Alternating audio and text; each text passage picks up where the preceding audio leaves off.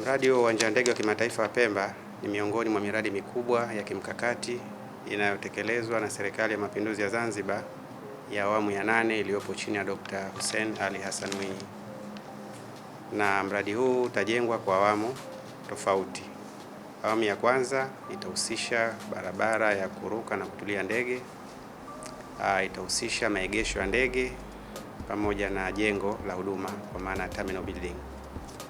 Kwa sasa shughuli ambazo zinaendelea ni uongezaji wa urefu wa barabara ya kutulia ndege upande wa kaskazini, ambayo barabara yetu kwa sasa yote ina urefu wa kilomita 1.5 kwa sasa. Matarajio itakapokamilika itafikia kilomita 2.5. Lakini shughuli za uwanja wa ndege pamoja na ujenzi inatakiwa ziwe zinaendelea kila siku. Hatuwezi kufunga uwanja kwa sababu ya shughuli za ujenzi. Kwa tunachokifanya ni kwamba tunajenga sehemu moja wakati sehemu nyingine inaendelea kutoa huduma kwa wananchi. Kwa sasa kuna zoezi la kutanua au kurefusha barabara ya kutulia ndege upande wa kaskazini. Kuna kipande ambacho kina urefu wa mita 300 kinaendelea sasa hivi. Lakini wakati huo kuna mradi wa ujenzi wa jengo la abiria terminal buildings ambao linaendelea upande wa mashariki ya uwanja. Makandarasi wako site sasa hivi wanaendelea na ujenzi na spidi yao ni nzuri, lakini vile vile tunatarajia soon, nadhani baada ya wiki moja hivi tunaweza tukaanza ujenzi wa apron kwa maana ya eneo la maegesho ya ndege.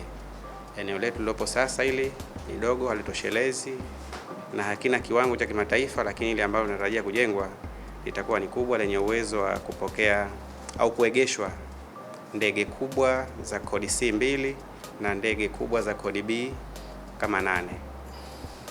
Kwa hiyo kiujumla mradi unaendelea vizuri, pamoja na changamoto za mvua kubwa za masika ambazo zinaendelea, lakini bado ujenzi unaendelea na unaendelea.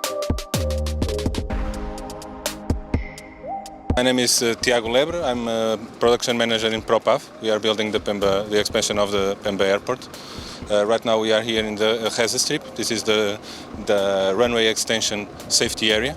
This is a strip of 240 meters per 90 meters, and we finished excavation of all this area, and now we discovered that the soil doesn't have the adequate bearing capacity. Our focus is to work fast but also with quality to provide a good infrastructure for Zanzibar Airport Authority. So right now we are improving the soil, replacing the soil with imported soil from the Boro pit to improve the bearing capacity, because what we see here, it will be as to have almost the same characteristics as the runway. It will be covered with grass topsoil, but beneath that it has to support an airplane. So that's what we are doing here right now. Thank you. Naitwa Natalia Faustin Ngasapa.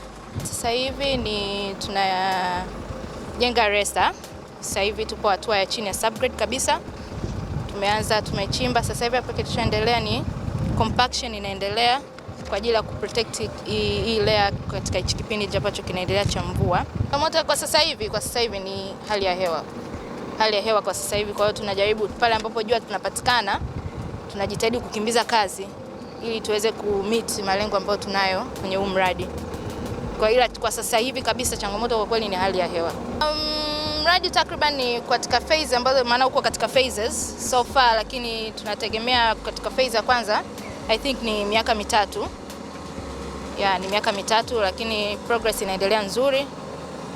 Tunaomba Mungu tu hali ya hewa isituchanganye sana ili tuweze kumeet target ambayo ipo kwa maendeleo yetu ya nchi.